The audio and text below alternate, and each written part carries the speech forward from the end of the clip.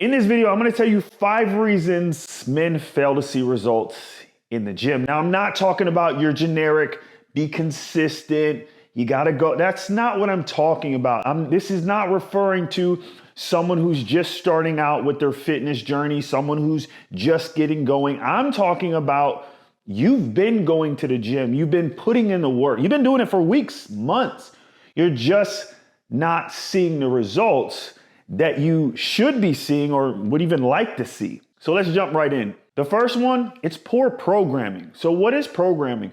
Program is just a workout that you're actually doing, meaning when you go to the gym, you don't know what you're doing. And that's all right because most people don't know what they're doing. So you're going to the gym and you're doing workouts that don't serve you. Every day can't be chest day. Every day can't be curls. You need to do programming that's going to get you the results that you're looking for. You just can't show up and, okay, I'm going to do the treadmill for 20 minutes and then I'm going to go do some leg extensions and then maybe I'll throw in some biceps. No, there's a rhyme and a reason for doing things to maximize your result. It would be no different than a chef going into a kitchen and just randomly throwing things together in a pan, throwing it in the oven, and thinking a magically delicious cake is gonna come out. Now, something is gonna come out of the oven, but it's probably not a magically delicious cake. But if you understand programming, meaning how many reps should you be doing? What should the weight be? What is the intensity? How long should you go for?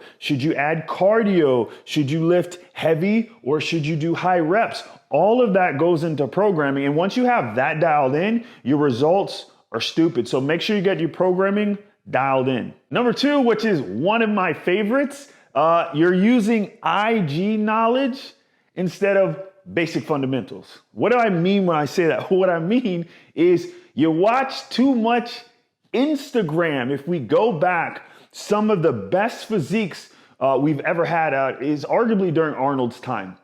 Right? And if we go back and look at the workouts that Arnold did, it was the basic fundamentals: pull-ups, squats, deadlifts, bench press, dumbbells, all the basic boring things, as some people would like to say. The problem with that is people don't like basic. They want to flip around and jump around and twirl. And that's what sells. That's what looks cool, I guess. And look, I get it. I'm guilty of that. If you go to the gym with me and watch what I do, it's going to look ridiculous at times. But here's the deal. I just get bored in the gym. I've been going to the gym so long and I understand what muscle does what.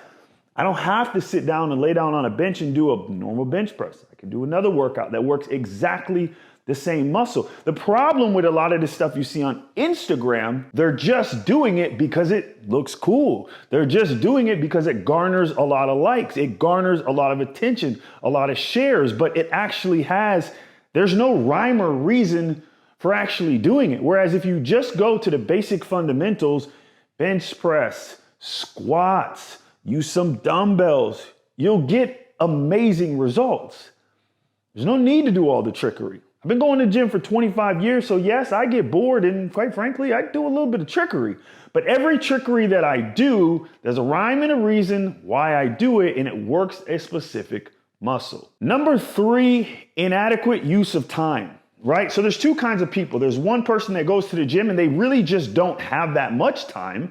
So let's say they have 20 minutes to knock out their workout. So they just randomly bounce around on different things, and there's no reason for how they're bouncing around.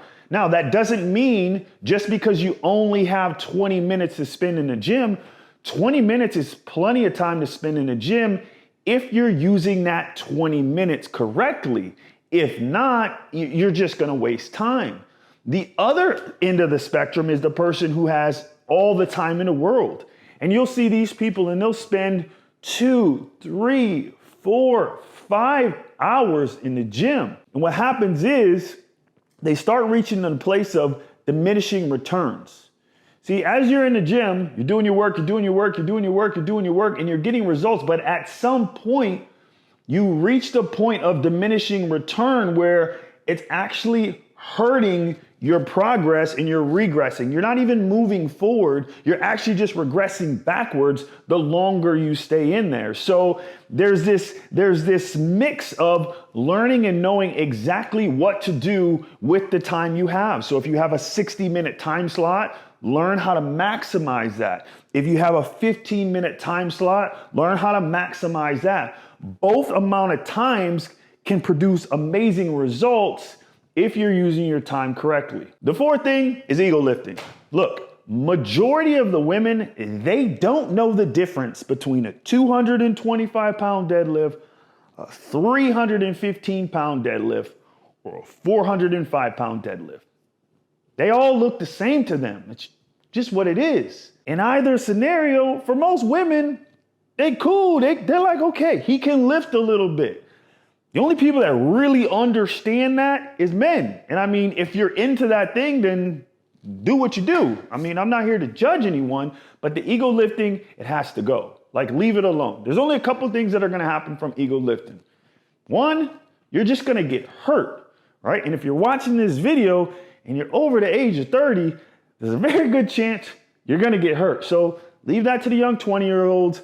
Let them do all the ego lifting that they want to do, because their body can recover a lot faster than yours from an injury. If you get injury, it's going to put you out. Plus, the likelihood is you have a lot more responsibilities. You have a lot more on the line. The next thing that happens with ego lifting is usually your form is terrible.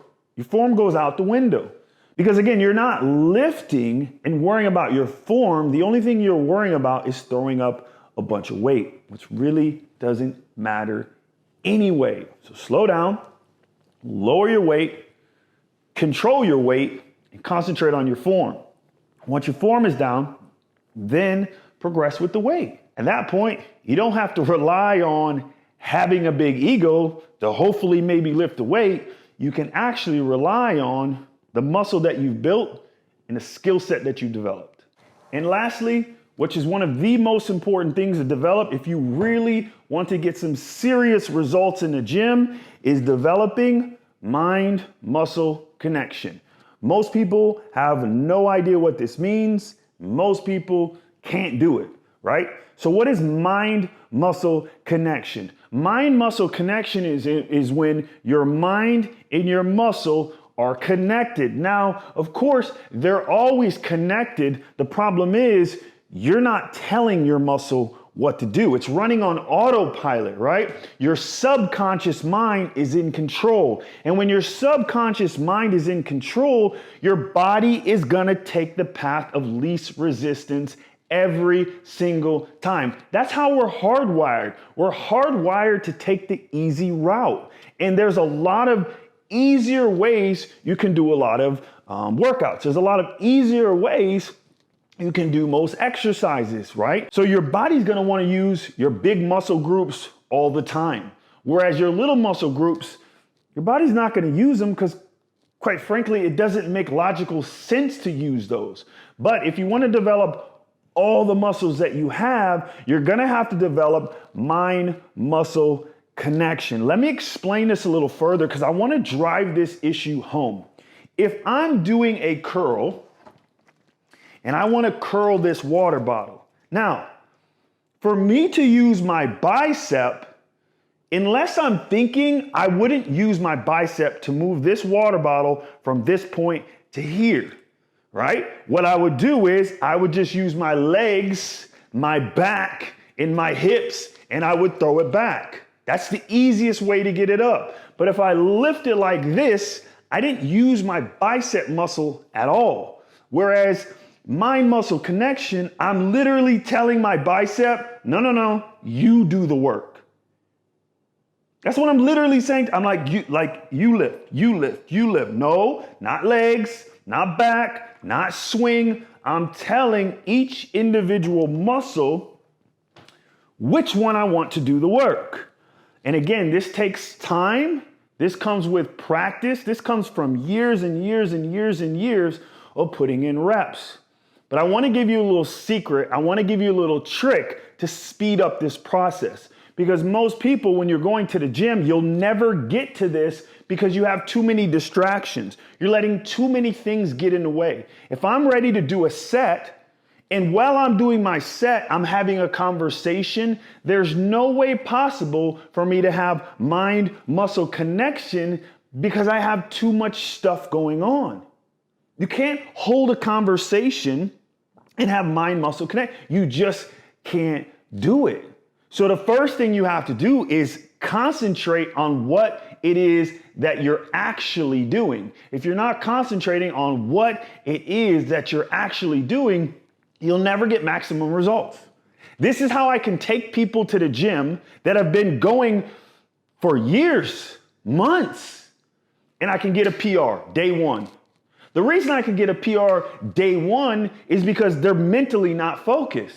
Just by mentally being focused, you're gonna be able to lift more weight. Just by mentally being more focused. So, if you got any value, any of the tips that I dropped, do me a favor, hit the like button. If you're really feeling generous, hit the subscribe. Either way, hopefully you got some value from this video, and I'll catch you on the next one.